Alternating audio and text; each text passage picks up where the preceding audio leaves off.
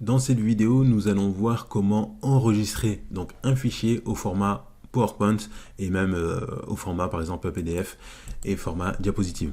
Alors pour ce faire, on va dans l'onglet Fichier, Enregistrer sous. Si on n'a jamais enregistré un document, donc on fait Enregistrer sous. Voilà. Et donc enregistrer sous, là du coup, on a juste à sélectionner, donc on va dans Parcourir tout simplement. Et en cliquant en fait sur Parcourir, on a une nouvelle fenêtre en fait qui apparaît. Je vais vous partager donc les notions.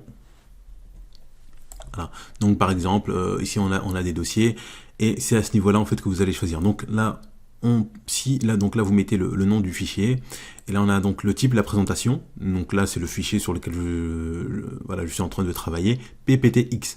Donc PPTX, surtout quand on a le X à la fin, ça veut dire en fait qu'on est dans les dernières versions de PowerPoint, ou de Excel ou de Word. Donc PPT pour PowerPoint. Donc vous l'enregistrez au format PPT, donc ça c'est le format normal.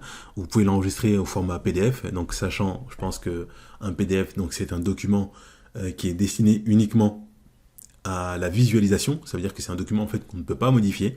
Donc ça, c'est vous pouvez l'enregistrer au format PDF par exemple, ou alors vous pouvez l'enregistrer au format. Alors si j'arrive donc à le retrouver.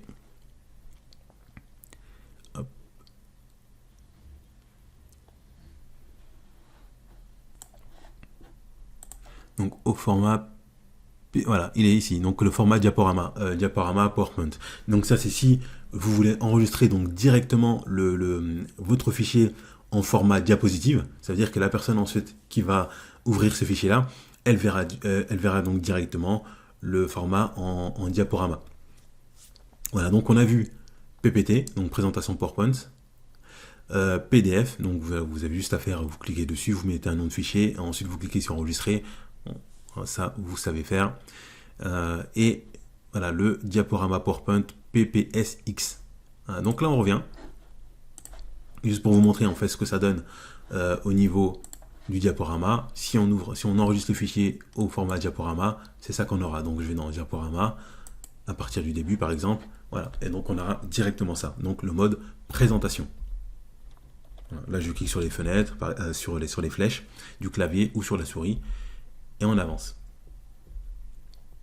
Voilà.